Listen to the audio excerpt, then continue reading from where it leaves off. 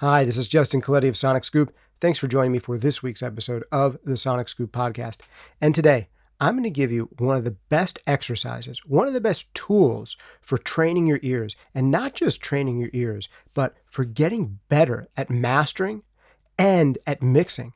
And honestly, the things you learn from this approach could make you potentially better at arranging and recording and even writing. One really simple exercise be that powerful. I think it has profound implications in the way that you listen to music, the way you evaluate other people's mixes, the way you evaluate your own mixes, masters, and your own productions. This is a relatively simple procedure that I like to call master mimicking. And it's something that I've been doing for a long time. And it's something that you might have done without even really thinking about it yourself. But there are ways to go wrong with this simple but powerful technique. And I want you to steer clear of some of the potential pitfalls and traps. And I also want to give you a few insights, I hope, into how to make this process even more effective at improving your skills and improving your mixes and your masters going forward.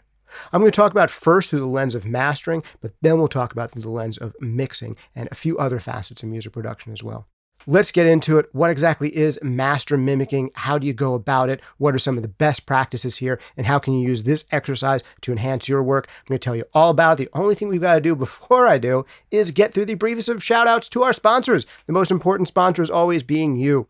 How do you sponsor this podcast? Well, you can sponsor with your likes, your subscribes, hit the notification bell. If you're on one of the audio-only platforms like Apple Podcasts or Spotify, consider leaving a rating and review. But the best way to sponsor this podcast is to sponsor yourself with one of our great full-length courses like Mixing Breakthroughs, which will change the way you mix forever for the better. Absolutely guaranteed, or your money back. We've had thousands of students take this course, and it's actually chock full of exercises like this one that are going to improve the way that you work. It's not just about watching me mix and mouse around on the screen, although I do plenty of that, and there's half of the course is mix walkthroughs, but some of the conceptual frameworks that you're going to get in the theory section will give you true breakthroughs, along with some of the exercises that are in there, where if you actually do these things, your skills are going to get better. And this is the way you actually get better at mixing, by mixing. And there are some precise exercises that you can do, where even if you do them just once or twice in your life, it will change the way you listen forever. So check that out at mixingbreakthroughs.com, or if you prefer to learn everything that I know about mastering, check out the full-length course on mastering, Mastering Demystified, over at masteringdemystified.com.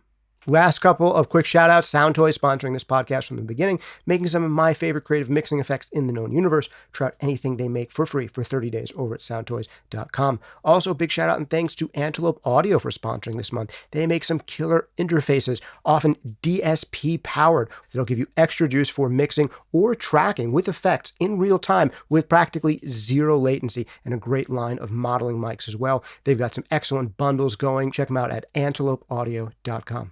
All right, let's get right into it. Master mimicking. And a little later on, we'll talk about its close cousin, mix matching. Why you should do this stuff, and sometimes why you shouldn't. But I'll tell you, this was instrumental, monumental in helping me improve my chops, my skills at mastering, but not only that, just as importantly, my confidence in mastering. And not only did I do it in the beginning to get better at it and to improve my confidence, but I still do it sometimes to this day. And every once in a while, I will send clients a final master that's informed by this technique. So master mimicking is really simple. I just named it for this podcast episode. I didn't have a name before, but now it's got to have one. So now it has a name. It's a really simple idea, which is I'm going to get references from a client, and I'm going to use references the wrong way. The right way, generally speaking, to use references in a mastering context is not to mimic them precisely. But instead, you kind of get maybe at least 3 songs or records that you know your clients love the sound of, and you just use them to set the parameters, where you say, well, here's the bassiest of the 3 tracks. If I go even bassier than that, we're probably too bassy. Here's the brightest of those 3 tracks. If I go even brighter than that with a master, then we're probably going too bright. So it's just kind of giving me the borders in which to work, and then I'm trying to find a place for this record to sit that makes sense uniquely for it within the framework of those 3 or more references. So not trying to mimic any one of them specifically. But one of the best ways to get better at mastering is to ignore that advice and go and try to mimic other records exactly. Now, that doesn't mean that's how your final master should end up. But if you get an awe-inspiringly great reference, I don't know, Beck's Paper Tiger, that's a great sounding tracker. There's so many we can throw out there. There's so many of my favorite references that I come back to again and again.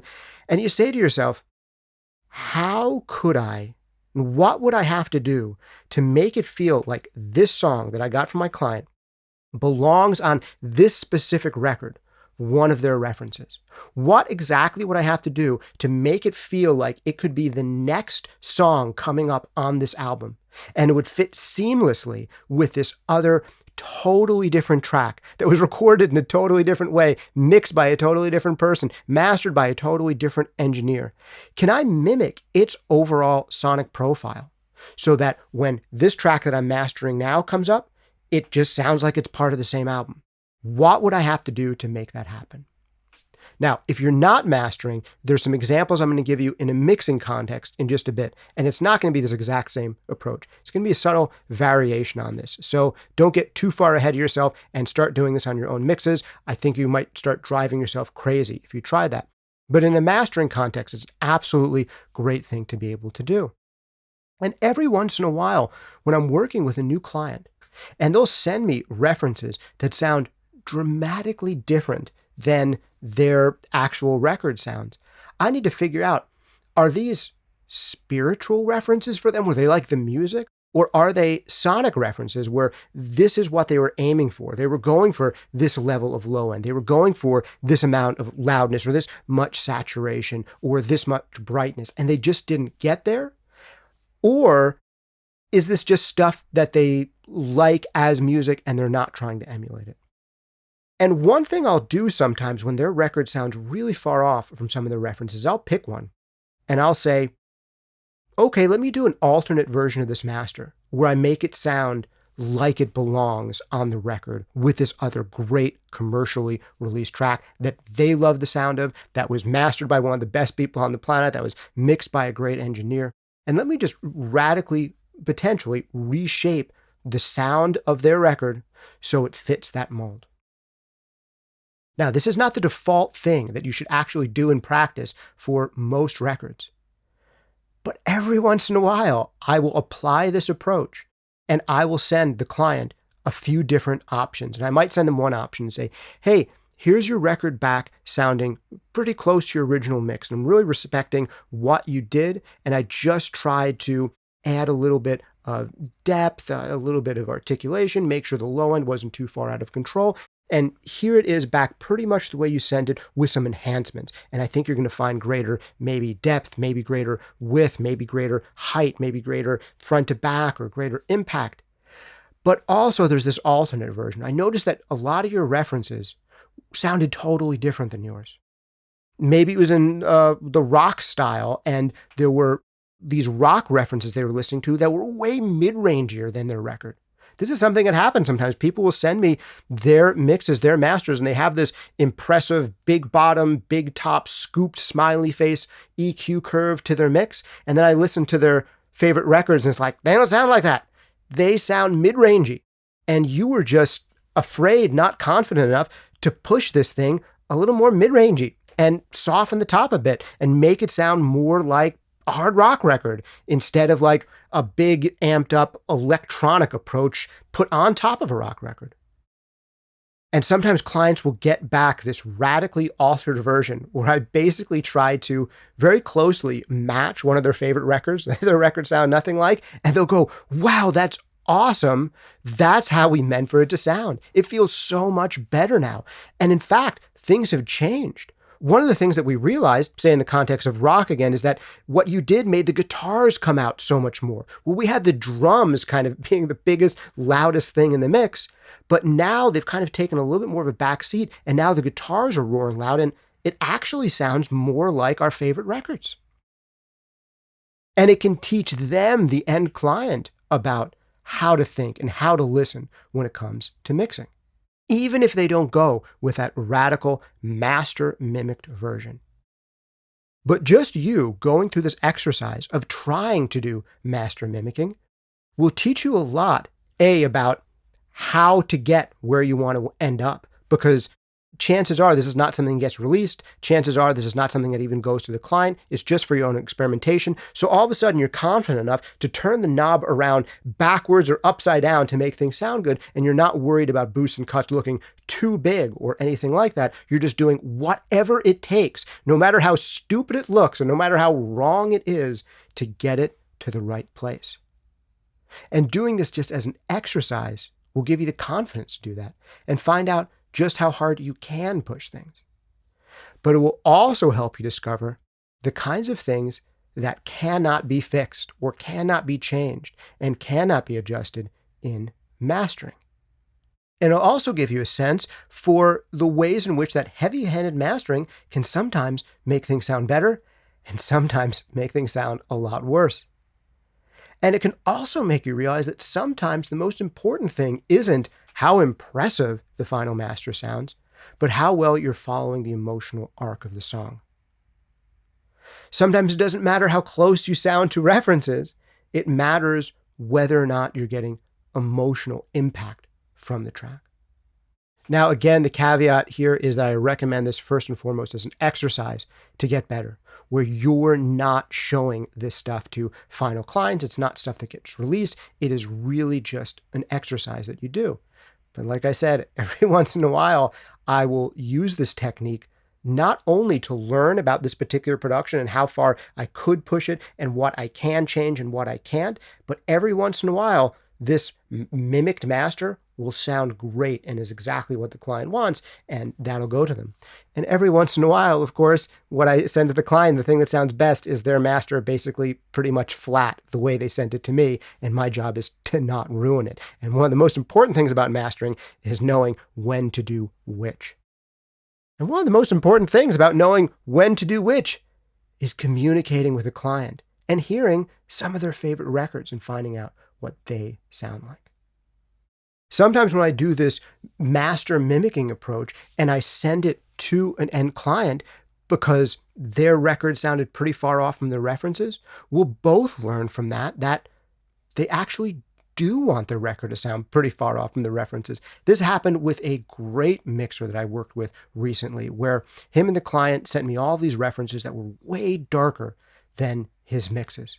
So I took his mixes in the direction of going a little bit darker. I didn't quite do the master mimicking, but I went in a much darker direction, really inspired by that stuff, and sent it back to him. I'm like, here's what it sounds like if we make it sound like some of your favorite records. And they came back and said, no, we want all that brightness back. We liked it that way. And I brought it back into the studio and gave them a relatively flat sounding master that they were super excited with. But in exactly the same week, I ended up doing almost exactly the same thing with another client's master, and they absolutely loved how their record sounded after a really significant amount of top end was reduced, getting it more into the spirit of some of their favorite releases. So it really comes down to individual taste. There's no right or wrong about this stuff. And that brings me to the other big important thing about master mimicking, is that it will make you way more confident. If you know, without a shadow of a doubt, that the mixes that are being sent to you, you can make them sound like they belong on any other record ever recorded, and you've done that enough times that you can say, if you give me something that sounds good, I can make it sit there like it belongs on a record that was mastered by one of my favorite mastering engineers, whether it's Bob Ludwig or Greg Calby or Joe Lambert or whoever. When you've gone through that physical experience of matching a well-produced track to one of theirs and making it feel like it really fits on one of these records, these awesome records that you and countless tens, hundreds of thousands, maybe even millions of people have loved, and you know that you can do that, man, that's super inspiring. And I don't want this part to sound like bragging, but I've gotten there with my own work, where I'm confident that if you sent a track to me to master and to Bob Ludwig or Greg Calpe or Joe Lambert, my favorite people, to master, I could make it sound the same way that they made theirs sound, by listening to their results, and I could, with some effort, match it. Wouldn't that be a cool skill for you to have? Now, I'm not saying that you should spend the rest of your life trying to match the work of others. Often in music, it's a great idea to go in a slightly different direction while being influenced by others. But wouldn't it be a great confidence builder if you could? And it is totally achievable. Now, one caveat here is you can't do this approach and expect every production to sound better because of it. You can totally make a particular production sound worse by trying to match the wrong record. And that's why taste is so important and why it's so important not to use this as your default. I'm going to match my client's references. Because often enough, you're kind of trying to shoehorn it into a mold that it just doesn't fit into. And you've got to respect the integrity and the unique aspects of this particular record and not try to make it fit on somebody else's record. And that's why this is like a break glass in case of emergency on actual sessions, and why it's an exercise and not an approach to mastering that I recommend. A similar thing goes with mixing. Again, as an exercise, this idea of mix matching. Now, with mix matching, it's a little different. I really don't recommend that you go in on a mix you're currently working on and then try to totally reshape your EQ on your master bus and all of your master bus processing to try to emulate another record. You're going to drive yourself crazy trying to do that. But what you can do, preferably as an exercise, especially at first, on a track, hopefully that you've already completed, revisit a track that you finished. You're no longer emotionally attached to it. It no longer matters how it comes out. And you try to change your approach to your mix on that one song. And in doing so, you try to match a close reference in one or two or three key ways. One thing to look at might be the kick versus bass relationship on your mix. And you go in there and say, man, this reference that I love, that's kind of in the same world as the record that I was working on, what are they doing with their kick and bass that makes it so cool? And what would I have to do to my kick and bass to make it sound equally as cool? What's going on here? And you might find in a particular song that it's like, wow, the bass on that song is awesome. And I wish I had that kind of bass sound and that kind of prominence. Like the bass really takes this song along. And then you listen to it and you go, wait a second. In their track, I actually can't hear the kick drum that much. They're letting the bass dominate. And that's why the bass sounds so cool. On another track, you might discover it's like, wow, I can hear both the kick and the bass together. But it turns out that the kick is this tight little nugget without a lot of low end on it. And the bass is this kind of subby thing that's underneath it that the kick is almost resting on top of. And they went and made their kick and bass fit together like a jigsaw in that way, where there's a big, tubby, fat bass that's not too articulate and a really tight and articulate kick drum. So I can really follow the both of them. That's interesting. What if I tried to mimic that approach in my mix? You can do the same thing looking at vocals and say, how loud is the vocal in this track relative to the rhythm section and the backing tracks? How wet is it? How long is the reverb? And is it reverb or delay being used? And try to match that level of vocal in your track.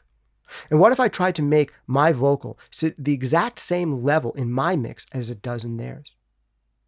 Or what if I tried to mimic the exact same effect they have on their vocal? What would that take? What's the difference between my reverb, my ambience, and theirs?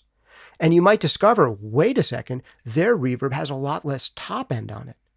Maybe it has a lot less bottom end too. Maybe the reverb is fairly mid-rangey, and that's why they can get away with having so much of it without it taking up so much space in the mix. Maybe you'll discover that their reverb is almost like a delay where there's a significant pre-delay on their reverb, and it never occurred to you to try that on this particular mix. So you try a significant pre-delay before the reverb even hits, and you go, wow, now we're getting closer. Another great place to do this kind of mix matching technique is with panning. Ask yourself, I love the width in this record. Which sounds are being panned? And does it sound like they're being hard panned or just panned a little bit or panned significantly? Is it a lot of elements or just one or two? What elements are they? And what elements are playing the same role in my mix that I can do the same thing with? And it's funny because a lot of people come up with their own default pan settings that they always go to, like, oh, we'll do it at, 40 and 100 and whatever numbers they come up with, without ever really listening to some favorite records and saying, how do things sound panned in these records? How are they approaching? Are the background vocals panned hard left and right? Or are they panned kind of center and way back? Are bright chimey things like acoustic guitars the things that are being hard panned? Or is it more supple and less transient instruments? Another thing to look at for mix matching would be snare drums. The same kind of exercise you do on a vocal, where you try to get your snare to sit at the exact same level in the mix as the snare does on a favorite track of yours, where you try to mimic the effects, where you try to mimic the EQ curve. And this will also give you a great sense for what can and cannot be done in mixing. When you're trying mix matching on a kick or a snare, sometimes you will find that no matter how far you turn the knob around backwards, you ain't matching their kick and you ain't matching their snare. Because the issue is not the EQ, it's not the compression, it's not the reverb, it's not the limiting. The issue is the instrument itself, whether the snare drum or the kick drum that you recorded and how, or whether it's the sample that you've selected. That's the place where you would need to reevaluate and readdress things if you really wanted to do mix matching. Now, I'm not saying you should take this approach and do sound-alike recordings and have that be your field, where now you just mimic other people's mixes and productions. But wouldn't it be cool if you could, if you wanted to? And even more importantly than that, think of the lessons that you'll learn along the way by trying to do mix matching, not across the entire mix, not across the mix bus treatment, but on a few core elements. Try mix matching the kick, the bass, the vocal, the snare, the panning, the effects. Pick any 1 to 3 of those items that you think are the most suitable for mix matching and give it a try. And if you do give either of these techniques a try, I want to hear about it in the comments down below, or shoot me an email at podcast@sonicscoop.com. But seriously, give this a shot. If you have been doing it, let us know how it's been working out for you in the comments down below, what you've learned from taking this kind of approach. And if you haven't done it, go do it. And then sometime this week, come back here into the comments and let us know what you discovered, how it worked out for you, how it's been helping you along your journey. Also, if you hate this process and you think it can lead you astray, let me know about that too. I think I've offered some caveats here about how it can go wrong. But if you've got your own experience with it, I want to know about it. All right. Thanks for joining me for this week's episode of the SonicScoop podcast. Big shout out to you for joining me and making it this long. If you did make it this long, you might love one of my full-length courses like Mixing Breakthroughs that is chock full of exercises like this one, where if you do them, you will get better at mixing. Of course, it's also chock full of multi-tracks done across a variety of DAWs, mixes done using nothing but stock plugins so you can recall them and work on them yourself, and mixes done with nothing but stock plugins where I try to beat a Grammy-winning, multi-platinum selling engineer. And how does the mix turn out?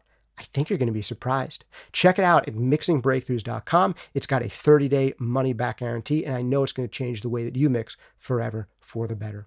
Or if you want to know everything that I know about mastering, check out Mastering Demystified over at masteringdemystified.com.